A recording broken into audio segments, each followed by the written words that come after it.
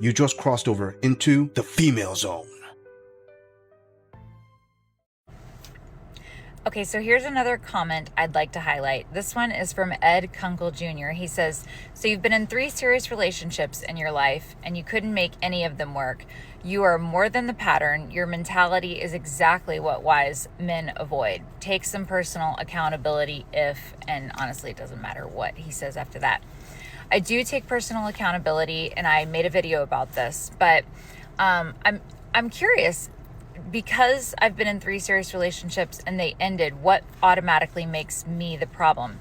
I'm sure that you have outgrown friendships in your life. I'm sure that you've moved on from jobs that you've had. I'm sure you've moved out of different cities because of whatever reason.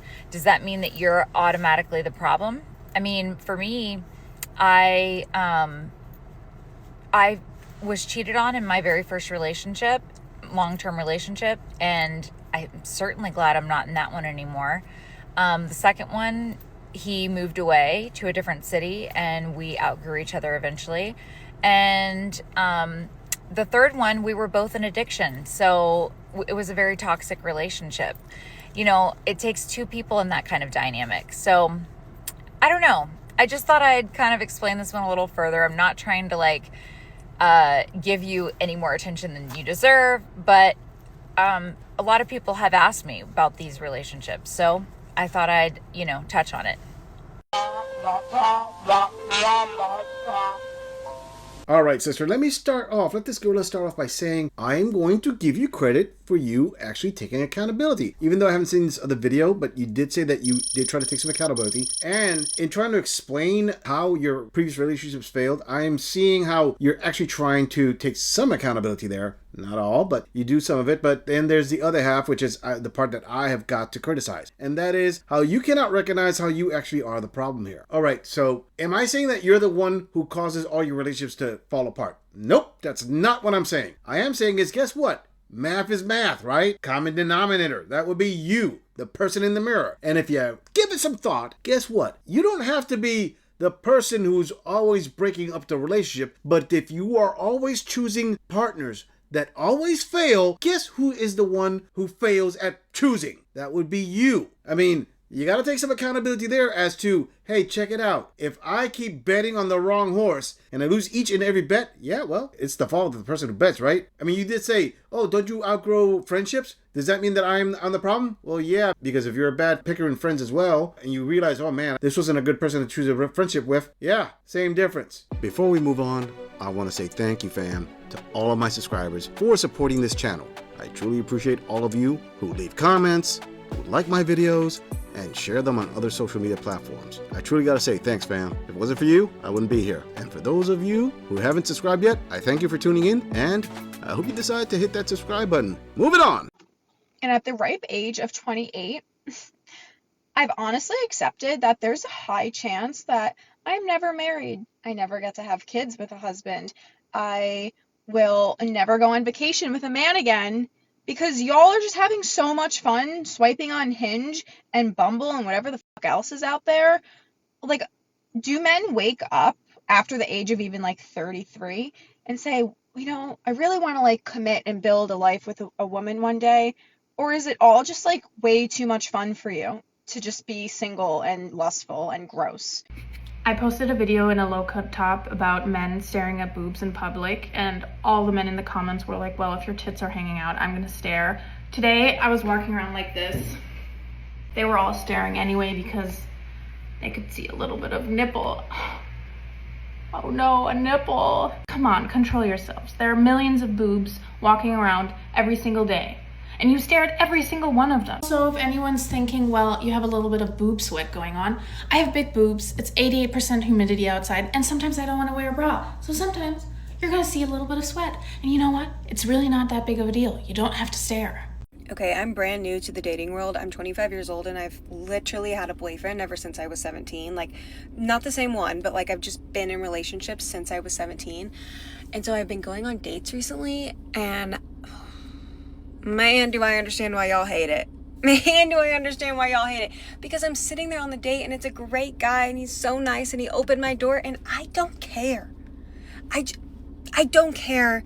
I can't find it in me to care. And I'm like, I just do not care. I don't care. I don't care, and I don't know how to care. I don't care. Like, and I don't know what to do about that. Asking a woman to lunch on a date is not the move. It's not romantic, nothing sexy. Lunch? Coffee was bad enough. Now it's lunch. If you're going to take me out, it's going to be dinner. Dinner, drinks, something cool. Like, give us an opportunity to have a date. What happened to a real date? Chivalrous date. Like, when someone wines and dines you. Call me old-fashioned, but no coffee, no lunch. A cool activity? Sure, that we can do. But no. Otherwise, we can be friends. We could be friends. All right, to that first queen. Oh, wait a minute. So now a man in their 30s, for them to go out and have fun, it's gross? Okay, so let me get this straight, queen. When you turned 18, you became an adult. You've been partying hard for the last 12 plus years. And now that you turned 30, and now that you're ready to settle down and have a good man take care of you, men are supposed to accept that and say, oh, thank my lucky stars. This queen has decided to grace me with her gift of high mileage and used roast beef. No. It doesn't work that way, sweetie. You know what? You, at 18, you were in your prime, and it starts to decline when you hit 30.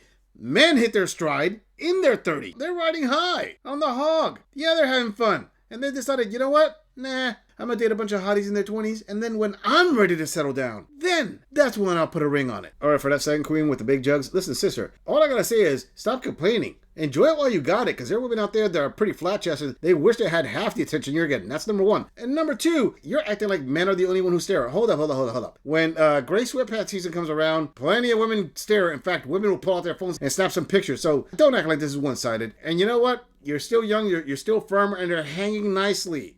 You're getting good attention now. 15, 20 years down the road, when they're down to your knees, you're going to be like, oh, man. And the men are not going to be looking the same way. They're not going to be Googling. They're going to be more like, get those things out of my sight. I can't see. All I got to say, sweetie, is you're blessed. Count your blessings. 1 and 2. And keep on going. Because one day, those blessings will turn into a curse. All right, to that third chick with the flat chest and the not caring attitude. Okay, great. You don't care. So a guy's trying to be nice to you and you don't care. You're 25. And let me tell you something. That's a rough 25. Just got to say that. This girl is going to be honest with you. You had a boyfriend since you were 17. So you had him for 8 years and you broke up now. And if dating sucks that bad, maybe you should reconsider going back to your ex-boyfriend. I'm just going to say right now. You may not care because you're still 25. But once you start getting into your 30s, when that wall smashing comes and you find that there are pieces of bricks laying around you, as in, oh snap, these wrinkles are setting in, the egg count is getting low, and no one's put a ring on it, that's where you're going to start saying, yeah, I do care. And I would really care if a nice guy out there, where are they at? Where are the good guys at? Can one of them care to put a ring on it? All I got to say is, you got youth still, because it doesn't seem like you get a whole lot else. You should use it. You should start finding a guy to care for and take care of him so he gets to take care of you. Because if not, yeah, there's going to be a lot less guys wanting to care. All right, to that fourth queen with the over 50 dating rant. Listen, sister, let me tell you something. You're asking, where is dinner at? Well, that's about 30 years in the past when you were in your prime, when you were like super high value. Right now, I'm sorry, you don't have a crispy taco. You got dangling roast beef. You'd be lucky if it's a nice little fluffy gyro at this point. The point is, you're saying no to lunch, coffee dates are bad enough. Well, think about it this way, sweetheart. What are you offering a man for him to wine and dine you in dinner? I mean, seriously, if a guy in his 50s, because I'm pretty sure that's what you want, who's got resources, who's single, who's out there to date, and if he could date you or he could date a fit woman in her 30s, why would he choose you over a much younger woman to wine and dine? Give me one good reason. Because it's not tighter, it's not younger, it's not wetter. But it is a lot sadder, now isn't it? I mean, you want the old-fashioned treatment, but you're not bringing the old-fashioned values to him, now are you? Moving on! I don't know if I'm ever going to post this video, but I am recording it just for my own records. I just had a man over, and he was the first person that I have been physical with, besides my ex-boyfriend, in the past 2 years. Like all great hookups, we met on Tinder. We matched like maybe a week ago, and like we've been talking back and forth, and like our schedules just didn't align until today, and he came over and it was great. I do, however, feel a little weird. And it's nothing that he did. Like, it's literally nothing that he did. He was great. He made me feel so comfortable. Like, I had told him that, like, I was recently single. And that, this was gonna be kind of, like, weird for me a little bit. And when he got here, like, we were kind of talking before, like, we did whatever. He was like, this is This is a first for me in the past 2 years too. Like I had a long-term relationship as well, and like we just broke up, and like so this is kind of weird for me too, which made me feel really good, made me feel a little bit more like, I don't know, less self-conscious. I think one thing that I'm like kind of struggling with is feeling like I just did something wrong. And I know I didn't do anything wrong. I didn't do anything wrong. I did something for me. I did something that I wanted to do. I did something that made me feel good, feel confident. But like, even right now, I feel like I almost like cheated on my ex-boyfriend. It's truly because we had been together for so long and we hadn't had like relationships or like physical relationships with other people. This is just a really new feeling for me. I don't know if this is like too weird or whatever, but like smelling like a different man on my sheets and like having like a different man in my apartment and in my space, one that I willingly invited over, not that I'm complaining, it's just a really weird feeling because like that's not what my bed used to smell like, and like now it smells like somebody new, which is exciting and fun, but it's also weird at the same time. I think that grieving a relationship is never linear. Like, it's truly never linear. You'll hear people say that all the time, like grieving isn't linear, breakups aren't linear, and that is so true because like a couple days ago, like I was not upset, I was just kind of sad. I was feeling a little lonely, like I didn't have anybody to come home to after work, and like that,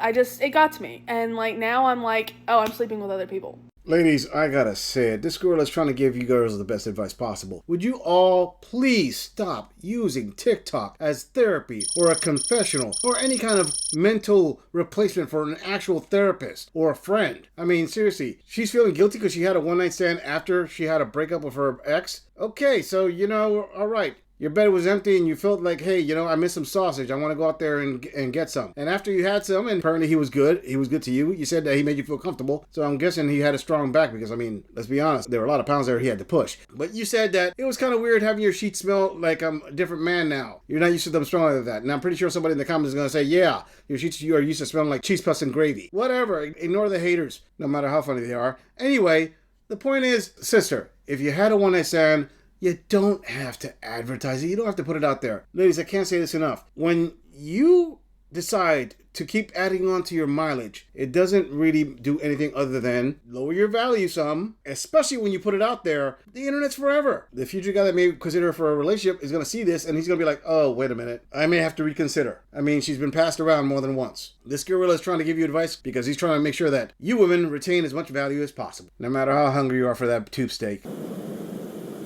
You're goddamn right. I'm just saying, if you enjoy this audit, click on the video in the end screen for more content. If you would like to support the channel, please follow the link in the description to donate to our beer fund, or like, subscribe, and share this video on other social media platforms. If you agree or disagree with anything about this audit, please let us know in the comments. I'm going to leave this audit right here. I'll see all of you in the next episode.